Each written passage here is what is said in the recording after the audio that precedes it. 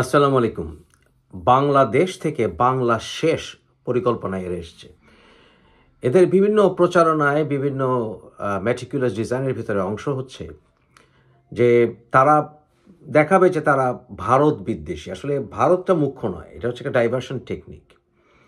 তারা পাকিস্তানের সাথে এত প্রেম করি বেলাতে লাভটা কি? যখন পাকিস্তান নিজেরাই বিভিন্ন ঝামেলায় আছে। মূল লক্ষ্য হচ্ছে তাদের খেলাফতি জোশ এটাকে প্রচার করা। এ সকল ইসলামী জঙ্গি গোষ্ঠী তারা সবাই বিকৃত খেলাফতি জোশে ভোগে। হিজবুত তাহরির, জামাত চরমনায় হুঙ্কার দেয় দিল্লি দখল করবে। এছাড়াও হেফাজতিরাও এ সকল প্রক্রিয়ার জন্য প্রস্তুত। আব্বাসি বিভিন্ন উসিলা করে, বলে ওই ইসলাম বিদ্বেষীদেরকে, এসবগুলো হচ্ছে ইস্যু নিয়ে আসা। মূল লক্ষ্য হচ্ছে খেলাফতি জোশ। এরা সবসময় দেখাতে যায় যে ইসলাম খাত্রে মে হ্যায়। বঙ্গবন্ধু এই কথাটা বলেছিলেন। পশ্চিম পাকিস্তানের নেতাদের তিনটা আদর্শ ছিল, যে আদর্শ এ সভ্য জগতে চলতে পারে না। কি ছিল তাদের আদর্শ? ইসলাম খতরা মে হ্যায়, কাশ্মীর কো ফতেহ করনে পড়েগা, হিন্দু হামারা দুশ্মন হ্যায়। আর কোন স্লোগান নাই, আর কোন আদর্শ নাই। মানুষ না খেয়ে মরছে, তার কথা বলবে না। মনে করেছিল বন্দুক দিয়েই বাংলাদেশকে দবায় রাখবে। আহম্মুখের দল জানে না যে জাতি একবার জেগে ওঠে, যে জাতি মুক্তি পাগল, যে জাতি স্বাধীনতাকে ভালোবাসে, সেই জাতিকে বন্দুক কামান দিয়ে দবায় রাখা যায় না। আহম্মুখের দলটা জানে না যে ওদের কোনো কিছু বললেই ইসলাম খাত্রে মে হ্যায়। মানে এগুলো হচ্ছে সব ডাইভারশন টেকনিক। তারা আসলে মূল হচ্ছে, তাদের লক্ষ্য হচ্ছে তারা খেলাফতি জোশ কায়েম করা। এরা হচ্ছে আসলে ইসলামের বিকৃত রূপে বিশ্বাস করে। এরা অ্যারাবিয়ান ইসলামিস্ট ফ্যাসিজমে বিশ্বাস করে। এরা হচ্ছে ফ্যাসিস্ট। তাই এই ফ্যাসিস্টরা যে বিকৃত ইসলামে ভোগে, সেখানে অন্য কোনো কালচারের প্রতি কোনো রেসপেক্ট নেই। কিন্তু আপনারা যারা গবেষণা করেন ইসলাম নিয়ে, তারা জানেন যে ইসলামের ইতিহাসে যুগে যুগে এই সকল খারেজিরা বিভিন্ন রূপে এসছে। তারা অ্যারাবিক ফ্যাসিজম কায়েম করার চেষ্টা করেছে। এই জন্য সৌদি আরবের সেই বাদশাহ সালমানও এবং প্রিন্স মোহাম্মদ বিন সালমানও বলেছেন যে আসলে এদেরকে রোখার জন্য, যে তারা বিকৃত অনুবাদ করে হাদিসের, কোরআনের, এবং তারা কিভাবে হাদিসকে গবেষণা করে, এই বিষয়েও আসলে আমাদের আরও রিভাইজ আন্ডারস্ট্যান্ডিং প্রয়োজন আছে। احنا فقط ملزمين بتطبيق النصوص اللي منصوص عليها بالقرآن بشكل واضح.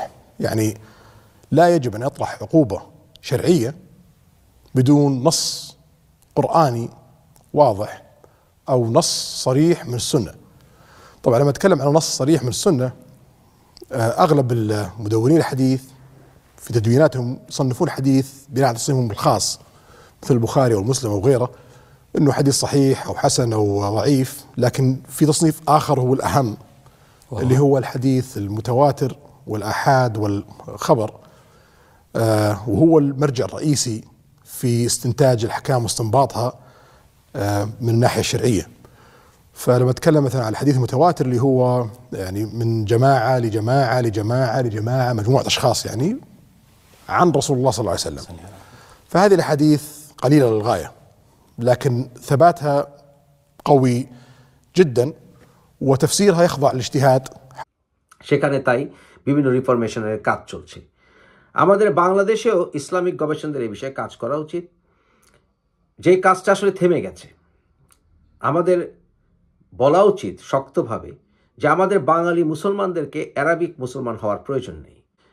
আল্লাহ আমাদেরকে এমন ভূমিতে সৃষ্টি করেছেন যেই ভূমিতে নদী প্রবাহিত হয়। নদী দেখলে ভাটিয়ালি গান গাবো না, তা হয় না। আমাদের এখানে ফুল ফোটে, সেই ফুল নিয়ে কবিতা লিখব না, তা হয় না। আমাদের এখানে মানুষ ক্ষুধার্ত পেটেও সৃষ্টিকর্তাকে ডাকে, সেখানে সঙ্গীত বেরোবে না, তা হয় না। তার কণ্ঠে সঙ্গীত আসবেই। তাই এই ভাটিয়ালি জারিগান সারিগানের দেশে অলিয়া আউলিয়ারা এসছেন, তারা প্রকৃত সুফি ইসলাম প্রচার করেছেন, এবং আমাদের এই বাংলায় সেই ইসলামই থাকবে, যে ইসলাম সব ধর্মের মানুষকে একত্রিত করে বাঙালি মুসলমানদের জন্য একটি স্থান, অভয় স্থান বাংলাদেশ থাকবে। কিন্তু এরা সেটা চায় না, তাই তারা বারবার ইসলামের দোহাই দিয়ে তারা আসলে মৌলবাদী একটি খেলাফতি জোশ কায়েম করতে চায়। সৌদি আরবের প্রিন্স সালমানের নেতৃত্বে বর্তমানে এই সকল মোল্লা মৌলবী যারা বাংলাদেশ থেকে ওখানে ছিল বা বিভিন্ন দেশ থেকে ছিল, যারা কিনা উগ্রতা ছড়াচ্ছিল এবং যারা কিনা খুব ন্যারো মাইন্ডেড, এসা ওখানে থাকা প্রায় অসম্ভব হয়ে দাঁড়িয়েছে। কারণ সেখানে ফ্যামিলি নিয়ে থাকতে হলে যে এখন আকামার শর্ত পূরণ করতে হয় তা তাদের পক্ষে প্রায় অসম্ভব। আহমদুল্লাহও সেখানে ধান্দাবাজি করত, আমাদের কাছে অনেক তথ্য আছে। ওখানে লাথিকে এখন আহমদুল্লাহ গোষ্ঠী তারা এখন বাংলাদেশে এসে এই বিকৃত ইসলাম প্রচার করছে। এখন ওখান থেকে এসে বাংলাদেশকে তালেবান রাজ্য বানিয়ে তাদের শাসন কায়েম করতে চায় এবং তারা মাতব্বরি করতে চায়। মূল কারণ হচ্ছে তাদের ধর্ম ব্যবসা। ওয়াজগুলোতে যদি তারা পয়সা না পায়, কালকে থেকে দেখবেন কেউ আর ওয়াজ করবে না। বাংলাদেশে এই ওয়াজগুলোকে বানিয়েছে তারা তাদের প্রচারণার মঞ্চ, যেখানে তারা ইসলামকে ব্যবহার করে তাদের রাজনৈতিক মতবাদ প্রচার করে। পুরো বিশ্বে কোথাও এইভাবে ইসলামিক বয়ান কেউ দেয় না, কোনো কালচার নেই উপমহাদেশ ছাড়া। কারণ এই সকল গুরুত্বপূর্ণ বিষয় মাঠে ময়দানে আলাপ করার লেকচার দেওয়ার বিষয় নয়। এখানে বিভিন্ন মত নিয়ে আলোচনা করতে হয়, সেখানে কথোপকথনের মাধ্যমে শুনতে হয় ছাত্ররা কি বলে, অনেকটা সেমিনার করতে হয় সেখানে। সারা বিশ্বে তাই হয়। পশ্চিমা বিশ্বে অনেক বিখ্যাত স্কলার আছেন, তারা বিভিন্ন মানুষের সাথে সেখানে সেমিনার অ্যাটেন্ড করে, সেখানে বোদ্ধারা সেখানে যায়। কিন্তু আমাদের দেশের মোল্লা মৌলবীরা এ সকল ওয়াজের প্ল্যাটফর্মগুলিকে বানিয়েছে তারা মঞ্চস্থল, যাত্রাস্থল। সেখানে তারা নাটক করে, সেখানে তারা বিকৃত রুচির প্রকাশ করে। সেখানে 6 ইঞ্চি হুজুর, ছেলে থেকে মেয়ে হয়ে যাওয়া হুজুর, মেয়ে থেকে ছেলে হয়ে যাওয়া হুজুর। সেখানে গরম ওয়াজ না দিলে সেখানে হয় না। কিন্তু গরম ওয়াজ দেয়া কিন্তু ইসলামিক সুন্নাহ নয়। হযরত সাল্লাল্লাহু আলাইহি ওয়াসাল্লাম তার জীবনে কখনো গরম ওয়াজ করেছেন বলে কোনো সুন্নাহ প্রমাণ পাওয়া যাবে না। এমনকি আমাদের বাংলাদেশের মোল্লা মৌলবীদের কাছে যেতেই মানুষ ভয় পায়। আব্বাসী সারাক্ষণ রাগে থাকে, তাকে দেখলেই মনে লোকটা ক্রুদ্ধ অলওয়েজ। এটা ইসলামিক তরিকা নয়।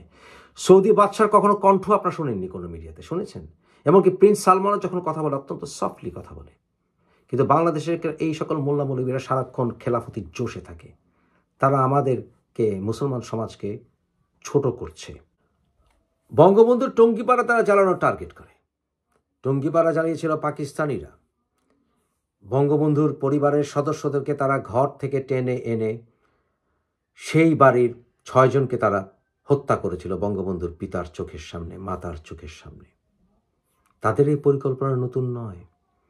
অলিয়া উলিয়াদের মাজার তারা গুড়িয়েছে সৌদি আরবেও।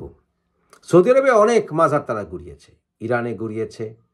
কারণ এই সকল বিকৃত খারেজিরা বাংলাদেশকে দখল করার পরিকল্পনা করে আসছে বহু বছর ধরেই। তাদের বিরুদ্ধে কথা বললেই আপনি হবেন নাস্তিক, আপনি হবেন মুরতাদ, আপনি হবেন কাফের।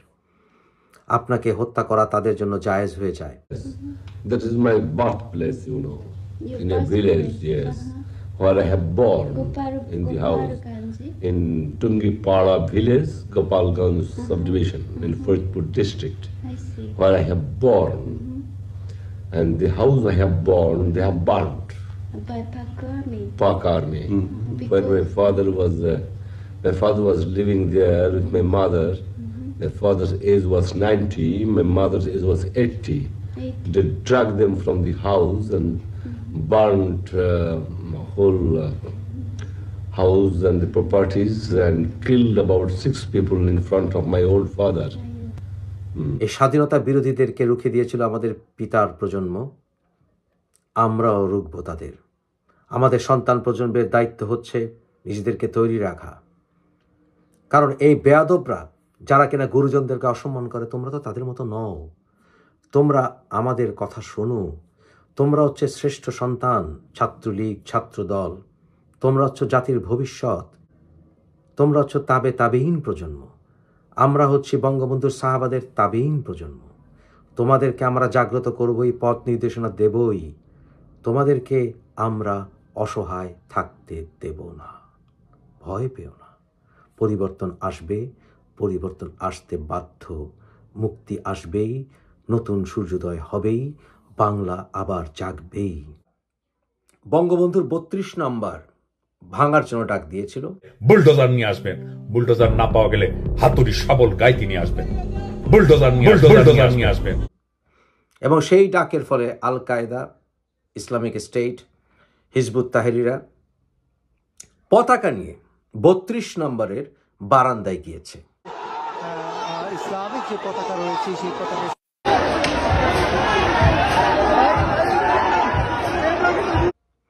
কিন্তু প্রশ্ন আসে, এই 32 নম্বর বারান্দায় কেন? কারণ এই 32 নম্বর বারান্দা ঐতিহাসিক বারান্দা। স্বাধীনতার আগেও বঙ্গবন্ধু বাঙালিদের অধিকারের কথা বলেছিলেন এই 32 নম্বরে, মনে আছে?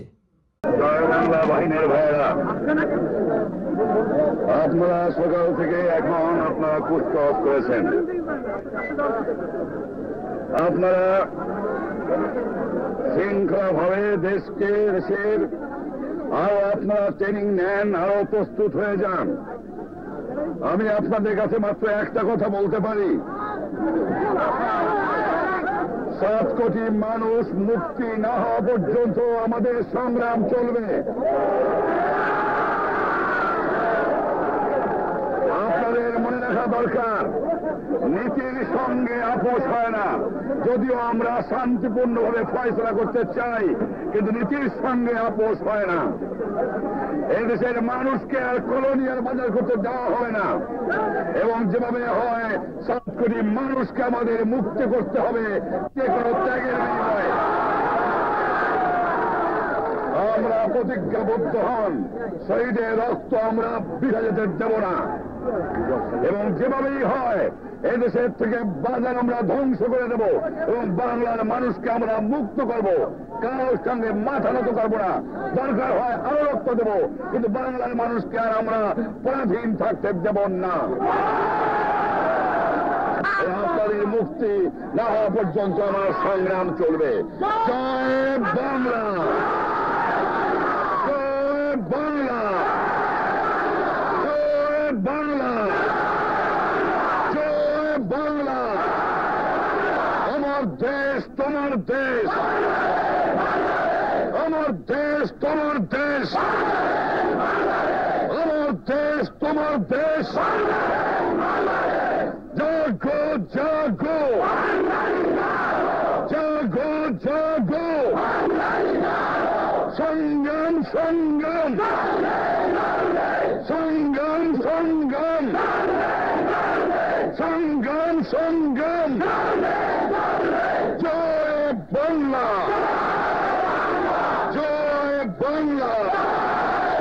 বিশ্বাস রাখতে পারেন, দরকার হলে রক্ত দিয়ে আপনার দাবি আদায় করবো। এবং স্বাধীনতার পরেও বঙ্গবন্ধু যখন সাধারণভাবে ক্ষমা ঘোষণা করেছিলেন রাজাকারদের জন্য, কিন্তু উনি কিন্তু বলেছিলেন যারা যুদ্ধাপরাধী তাদের ক্ষমা নেই। সাধারণভাবে রাজাকাররা নাম লিখিয়েছ সেটা ক্ষমা, কিন্তু জামাতিরা এরা সবসময় প্রচার করে গেছে বঙ্গবন্ধু নাকি সবাইকে ক্ষমা করে দিয়েছেন। কিন্তু বঙ্গবন্ধু বলেছিলেন ওই বারান্দা থেকে যে বঙ্গবন্ধু অন্যায়ের সাথে আপোষ করেন না। যুদ্ধবন্দী এক জিনিস আর যুদ্ধ অপরাধী অন্য জিনিস। 130 লক্ষ লোককে হত্যা করেছে, 1 কোটি লোক দেশ ত্যাগ করেছে, 2 কোটি ঘর বাড়ি জ্বালিয়ে দিয়েছে, রাস্তাঘাট সরকার করে ভেঙে দিয়েছে, নৌকা জাহাজ ডুবিয়ে দিয়েছে, বৈদেশিক মুদ্রা চুরি করে নিয়ে গেছে, কারেন্সি নোট জ্বালিয়ে দিয়েছে, গুদামে খাবার নাই, আর কার ফুটিয়ে আমার বুদ্ধিজীবীতে ঘর থেকে দিয়ে হত্যা করেছে। তাদের বলে বিচার হবে না, আপোষ করতে শেখ মুজিবুর রহমান জানে না, বাংলার বিরুদ্ধে বিচার হবে, বাংলার মাটিতে যুদ্ধ অপরাধীর বিচার হবে। সেই ভাষণের প্রতিশোধ হিসাবেই, মেটিকুলাস ডিজাইনের অংশ হিসেবেই তারা 32 নম্বরকে জ্বালিয়েছে এবং সেই 32 নম্বরের বারান্দায় এসে হিজবুতি, আল কায়দা এবং জামাতের দোসররা সেখানে পতাকা উড়িয়েছে। তারা মনে করেছে আমার দৃষ্টিগোচর তা হবে না, কিন্তু হয়েছে। আমি বুঝেছি তাদের মতলব। তাই 32 নম্বর শুধু বঙ্গবন্ধুর ঠিকানা নয়, 32 নম্বর আমাদের বাংলাদেশিদের তীর্থস্থান, বাঙালিদের তীর্থস্থান। আমাদের বাঙালিরা, আমরা এখানে আমাদের সংস্কৃতিতে আমরা সনাতনী। কিন্তু সনাতনী সংস্কৃতি হতে হলে যে আমাদেরকে ধর্মবিশ্বাস ইসলাম ত্যাগ করতে হবে তা তো নয়। আমরা যুগে যুগে আমাদের ধর্মবিশ্বাস ইসলামকে আমাদের সংস্কৃতির সাথে অনুবাদিত করে আমাদের এখানে মানুষ গান গেয়েছে। আমরা আব্বাসীর গান শুনেছি, আমরা ফেরদৌসী রহমানের গান শুনেছি, আমরা চিত্রকর জয়নুল আবেদিনের ঢাকা বিশ্ববিদ্যালয়ের ফাইন আর্টস ইনস্টিটিউশনকে প্রতিষ্ঠা করতে দেখেছি। আমি ভাগ্যবান যে আমার চাচা আমিনুল ইসলাম জয়নুল আবেদিনের সাথে মিলে ফাইন আর্টস ইনস্টিটিউশন প্রতিষ্ঠা করেছিলেন। তাই আমাদের বাঙালিত্বের সাথে ইসলামের কোনো বৈরিতা তো প্রশ্নই উঠতে পারে না, বরঞ্চ ইসলাম আমাদের এই ভূমিকে সমৃদ্ধ করেছে। আমরা আমাদের এই বাঙালি মুসলমানরা তারা সব ধর্মের মানুষের অধিকারের কথা বলেছে, যা বলেছেন বঙ্গবন্ধু। কিন্তু ৩২ নম্বর ভেঙে তারা প্রমাণ করেছে যে তারা আমাদের বাঙালি অস্তিত্বকে বিলীন করতে চায়, শেষ করতে চায়। বাংলাদেশকে তারা বাংলা শেষ করতে চায়, সেটা আমরা হতে দেব না। ৩২ নম্বর যারা ভেঙেছে তারা পৃথিবীর যে প্রান্তেই থাকুক না কেন তাদেরকে আমরা শাস্তির আওতায় আনব। তারা বঙ্গবন্ধুর নিরপরাধ পরিবারের সদস্যদেরকে নির্মমভাবে শুধু হত্যা করেনি, হত্যাকারীদেরকে তারা প্রশংসা করেছে, হত্যাকারীদেরকে তারা আজ জয়ধ্বনি দিচ্ছে। অর্থাৎ নিরীহ মানুষকে হত্যা করা তাদের কাছে আইনত সিদ্ধ। আমরা এই অন্যায়কারীদের এমন শাস্তি ইনশাআল্লাহ দেব যে তারা হাঁটু গেড়ে ক্ষমা চাইবে, মৃত্যু কামনা করবে, কিন্তু মৃত্যু তাদের দেয়া হবে না। প্রতিজ্ঞা করলাম ৩২ নম্বরের প্রতিটা ইটের আমরা বদলা নেব। আমরা সেই দিন হব শান্ত যখন উৎপীড়নের ক্রন্দন রোল আকাশে বাতাসে ধ্বনিবে না। সারা বাংলাদেশে যাদের ঘর বাড়ি ভাঙা হয়েছে তাদের পক্ষে প্রতিশোধ নেওয়া হবে। বাংলার মাটিতে কোনোদিন তারা শান্তি পাবে না। এখন তারা জুডিশিয়াল পারসিকিউশন চালাচ্ছে, জুডিশিয়াল পারসিকিউশন। আমি দেখলাম অ্যাটর্নি জেনারেল আসাদ এই বিষয়ে কথা বলেছে, বিভিন্ন রকম পদক্ষেপ নেওয়া হচ্ছে, লিস্ট করা হচ্ছে যাতে বেইল দেওয়া না হয়, যেগুলো মানবাধিকারের চরম লঙ্ঘন। আইন করে জুডিশিয়াল পারসিকিউশনের, এক্সিকিউটিভ পারসিকিউশনের রাস্তা খুলে দেওয়া হচ্ছে। আমি আসাদকে বলছি, অ্যাটর্নি জেনারেল, তুমি আমাকে সম্মুখে দেখেছো সকল আন্দোলনে, তুমি আমাকে ঢাকা বিশ্ববিদ্যালয়ে দেখেছো তোমার সামনে, কিন্তু তুমি আজ দোষর হয়েছ এই সকল অসভ্য সম্প্রদায়ের সাথে। আমি তোমাকে বলবো আসাদ, অ্যাটর্নি জেনারেল, তুমি এদের থেকে সরে আসো। ভবিষ্যৎ বাংলাদেশে যখন স্বাধীনতা বিরোধীদের আমরা কবর রচনা করব, সেই দিন তোমাকে যেন লজ্জিত না হতে হয়। আমি আহ্বান করব ছাত্রদল, ছাত্রলীগের কর্মীদেরকে, তোমরা একে অপরের মাঝে বৈরিতা সৃষ্টি করো না। বিএনপি এবং আওয়ামী লীগের কর্মীদের বলবো, যারা স্বাধীনতার পক্ষে শক্তি, নিজেদের ভেতরে বৈরিতা সৃষ্টি করবেন না। স্বাধীনতা বিরোধীরা সুযোগ নেবে, তারা আপনাদের ভেতরে বিভিন্ন মিথ্যাচার ছড়িয়ে বৈরিতা বৃদ্ধি করবে। তারা আওয়ামী লীগের কর্মীদেরকে হত্যা করে আপনাদের নাম দেবে।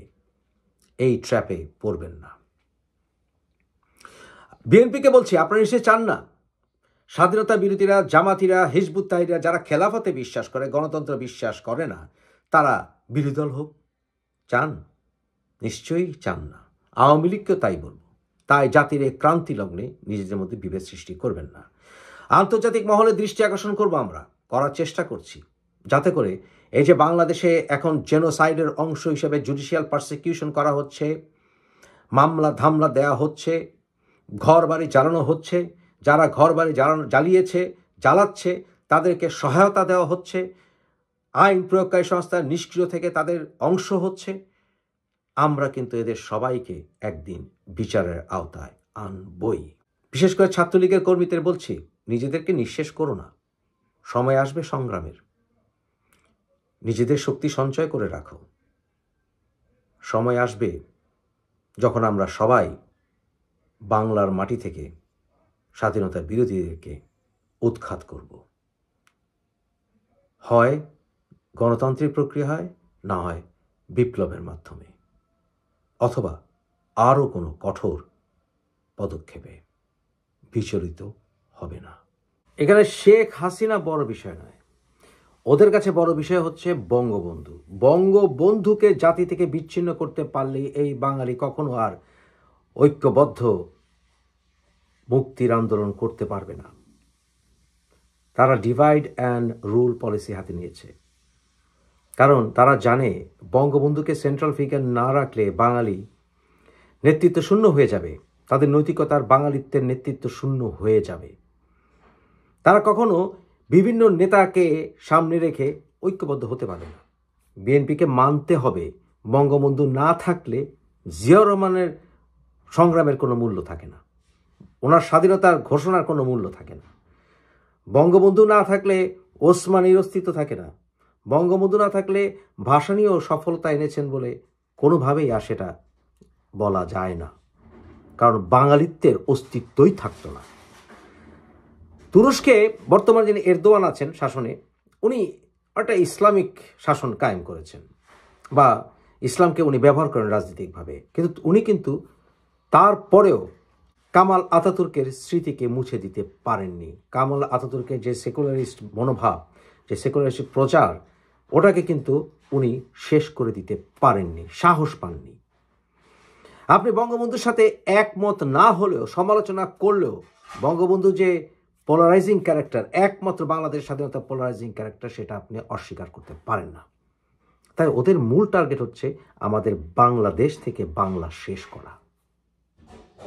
বঙ্গবন্ধুকে সরিয়ে দিতে পারলে জাতি থেকে, এই জাতি টুকরো টুকরো হয়ে শেষ হয়ে যাবে। বাংলার মাটিতে যুদ্ধ অপরাধীর বিচার হবে, বাংলার মাটিতে যুদ্ধ অপরাধীর বিচার হবে।